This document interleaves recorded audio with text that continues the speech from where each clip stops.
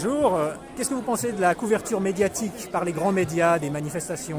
Il faudrait déjà que les médias arrêtent de nous prendre pour des chiffres. On a des revendications, ça serait très bien qu'ils nous écoutent.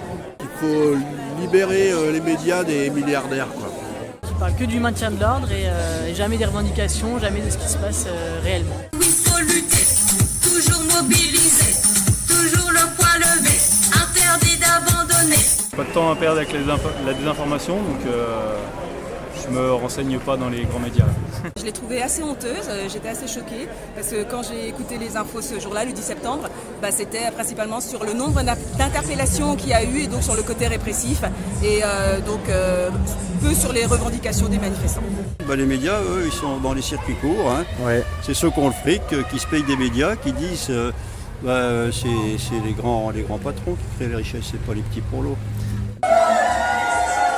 Cette masse populaire qui déferle dans les rues, c'est inadmissible. C'est inadmissible, vous les avez vus, ils ont même jeté des pavés. D'accord, c'était des pavés en mousse, mais quand même, c'est le geste qui compte. On sent toute cette violence qui ressort de cette masse populaire qui défile. Il est temps que les citoyens reprennent le contrôle, l'initiative de l'information.